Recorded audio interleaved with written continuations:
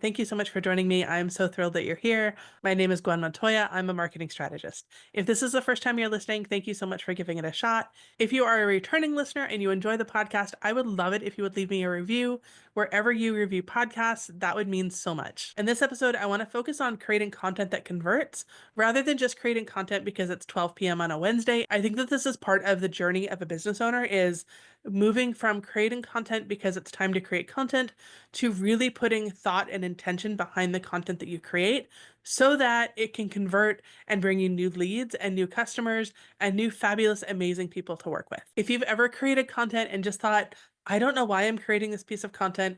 I don't know if it's going to do anything, and I don't know how to create content that is actually going to resonate with my audience, then this is for you. So one of the things we can think about when it comes to creating content, and again, this kind of creating content often refers to social media or video or blogs or an opt-in or whatever it is that you are trying to do to reach your audience.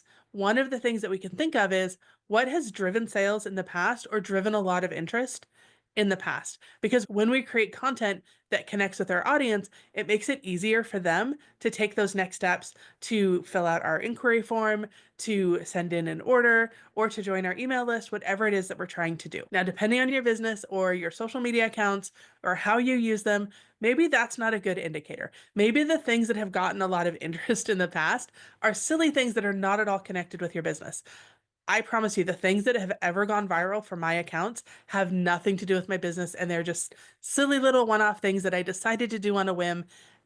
They're not going to bring me business. It was just me being silly. So if you have an account that is similar and it seems like whatever you post that is about your business doesn't get traction, and you have a silly moment and that does get traction, and so that's not a good way to look at it, that's okay. You're not the only one. The next thing we can look at is what do you want to sell or what do you sell? When we understand what the offer is, whether that's a product or a service, we have ways that we can start talking about it to test, engage interest, and start building that marketing strategy around how to promote this thing that we have. As an example, and this is going to sound kind of silly, but if you sell phones and you never talk about phones, there's a disconnect, right? So if you sell phones, then we would expect you to talk about phones in a variety of different ways, answering questions. So you can look at that as how you do that for your own business. And if you are feeling stuck, and this is a little trick that I like to use for myself, and clients have told me that it's helpful for them. If you're feeling stuck about what you could possibly talk about and how you could talk about this thing, I want you to pretend that it's somebody else's business. Give yourself a little bit of distance because a lot of times we are so close to our business. We are so connected to it. We can see every flaw and we can see where we want it to go. But if there's a little bit of a distance, a little bit of a disconnect for ourselves, then we can look at our business in a new way. So instead of looking at your business as your baby, that I know that it is, and you want it to grow and thrive, instead of looking at it that way, I want you to look at it critically and think about how you have been talking about what you do or what you offer, or have you been talking about it at all? A lot of times, what people find is in their business owner mode, they feel like they're talking about it all the time. But then in their kind of stepping back mode, they look through their social media, they look through their email, they look at their website, and they can start to see, oh, I've missed opportunities here. So that is something else that we can think about is what does your audience need to hear, and are you actually creating content and information that would meet their needs? Another thing to think about is where do you want your business to be in 3 years or in 5 years? What are those big picture goals? When we have those big picture goals, it sometimes makes it easier for us to see where we want to put our focus.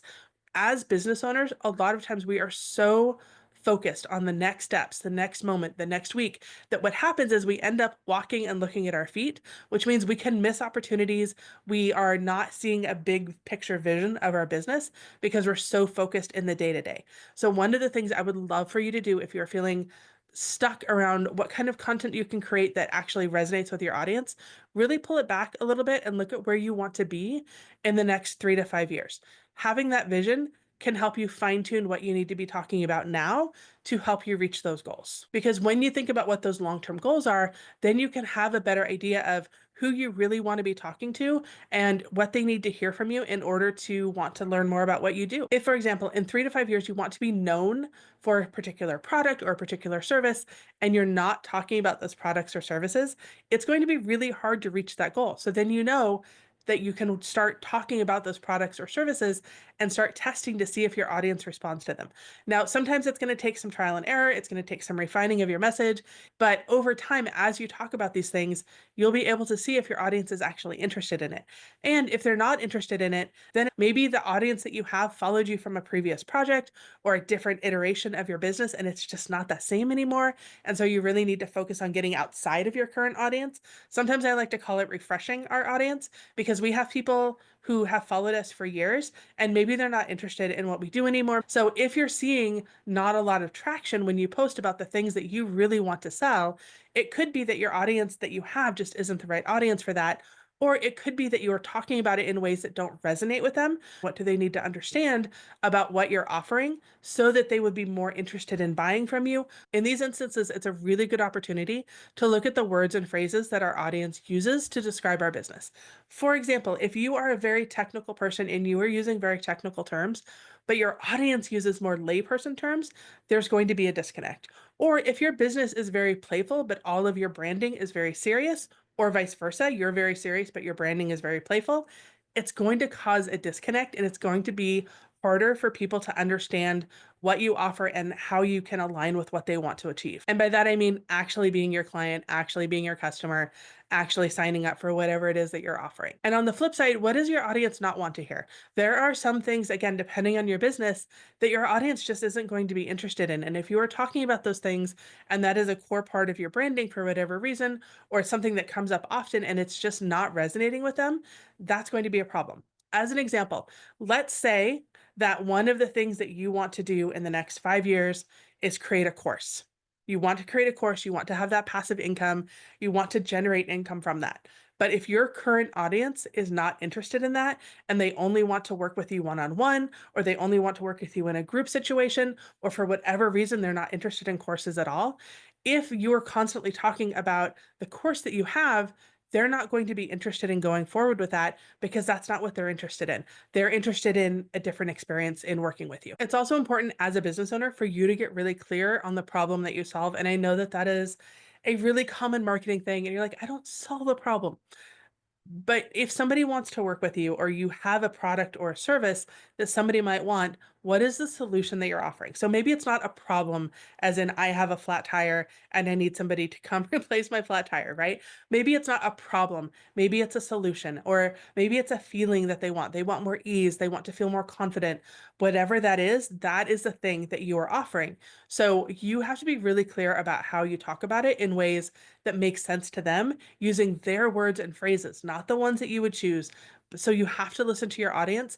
And one of the ways that we can do that is by going into online communities, Facebook groups, Reddit, doing Google searches to see what comes up when people are searching for the kinds of services that you offer so that you are using the language that they would expect to see associated with what you're offering. And that's a really good opportunity for you to learn more about potential customers. So again, maybe you're not solving a problem in the I have a flat tire kind of way, but you can see going into these communities and seeing what people are talking about, you can see the common threads and the things that frustrate them for whatever reason, and then you can figure out how what you have solves that frustration for them. Because the goal when it comes to marketing is to meet your customer where they are, using their words, using their phrases, using the things that they need to hear and see and understand, and not in a manipulative way, but in a sharing information kind of way, so that they can decide if you're the person they want to work with or not.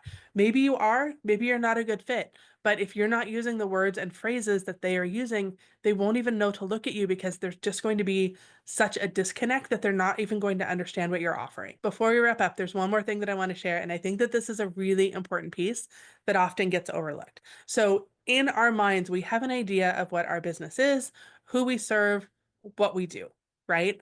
But if you're like me and you have multiple services or you have a variety of ways that people can work with you, it can be really tempting and really common, in fact, to try to share all of that at the same time. And it, number one, overwhelms your audience because they're not going to understand all of the things that you're offering, it's just going to be too much information coming at them.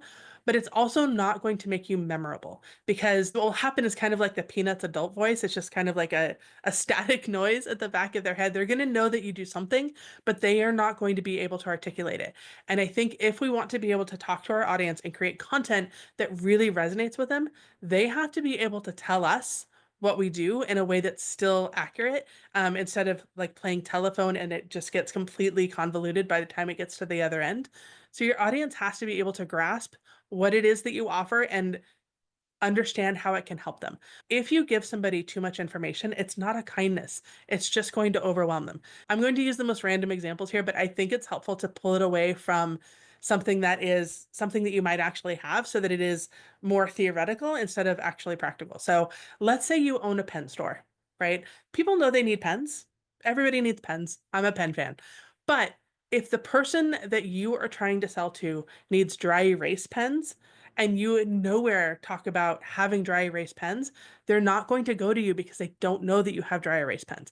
Especially if they ask you what you do and you list 15 kinds of pens, they're going to get just overwhelmed with information and they're not going to be able to understand what it is that you offer.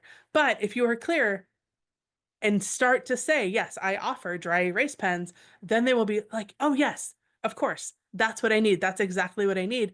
And they will be able to remember you. When it comes to creating content for our audience that they can understand, it's really important to meet them where they are, using the words and phrases that they are expecting to use, and really tailoring our content to meet them where they are. Now, if we have an audience that is not the right audience for us, then we have to have a different conversation about changing the marketing strategy, attracting new people, and that is a whole other conversation. That's all I have for you today. Thank you so much for listening. If you have any questions, you can email me, gwen@gwenmontoya.com. I would love to hear your thoughts or your feedback, or if there's something that I forgot that would be helpful, please let me know.